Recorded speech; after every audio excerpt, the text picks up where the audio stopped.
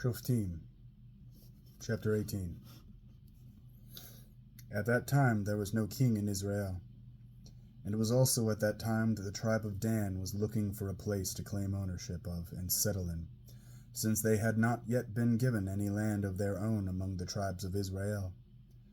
The people of Dan sent 5 leading men from Zorah and Eshtaol, representing their whole tribe, to spy out and explore the land. They instructed them, "Go and explore the land." They came to the hills of Ephraim, to the house of Mikhah, and stayed there. While they were at Micah's house, they recognized the accent of the young man, the Levi. So they approached him and said, "Who brought you here? What are you doing in this place? What is there for you here?" He answered, "Here's the arrangement Mikah has made with me. He pays me a wage, and I serve as his cohen." They said to him, "Please ask God whether our journey will be successful."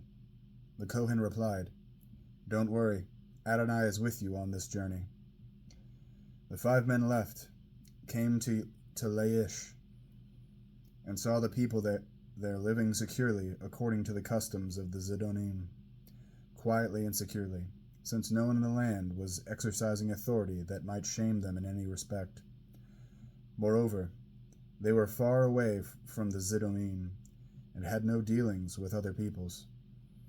When they returned to their kinsmen in Zorah and Eshtaol, they asked them what they had to report. They said, "Let's go up and attack them. We've seen the land and it's excellent. Don't delay, start moving. Go in and take the land. When you go, you will come to a people who feel safe. There's plenty of land. The place lacks nothing. It has everything there is on earth, and God has given it to you." So from the tribe of Dan, 600 men equipped for war set out from there, from Zorah and Eshtaol. They went up and camped at Kiryat Yearim in Yehudah, which is why that place is called Mikhah Dan, which means the camp of Dan, to this day.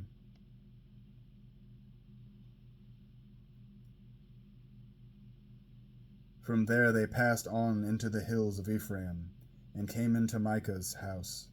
The men who had gone to spy out the land of Layish then said to their kinsmen, "Are you aware that in these buildings there is a ritual vest, household gods, and a carved image overlaid with silver? Decide what you ought to do."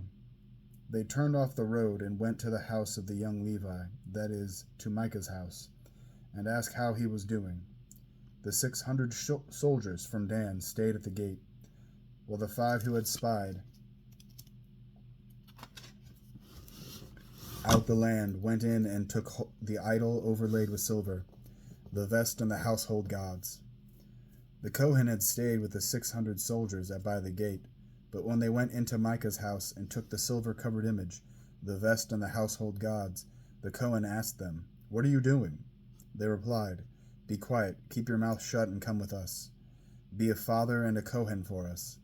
Which is better, to be a cohen in the house of one man, or to be cohen to a whole tribe and family in Israel?" This made the cohen feel very good. So he took the ritual vest, the household gods, and the image, and went off with the people. So they turned and left with their children, cattle, and belongings going ahead of them.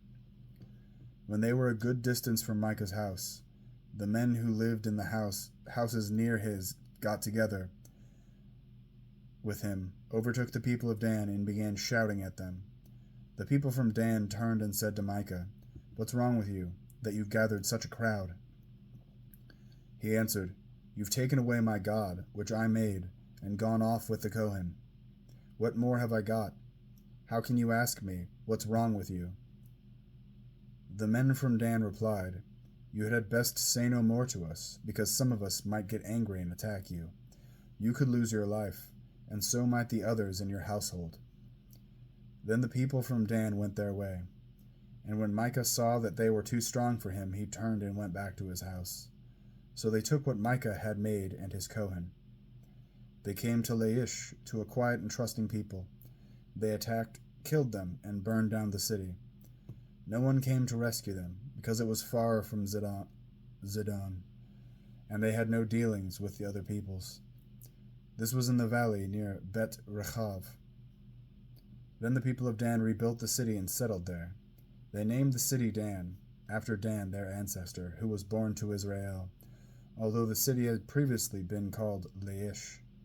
The people of Dan set up the image for themselves. Jehonatan, also translated Jonathan, the son of Gershom, the son of Manasseh, and his sons were Kohanim for the tribe of the people of Dan until the day of the exile from the land.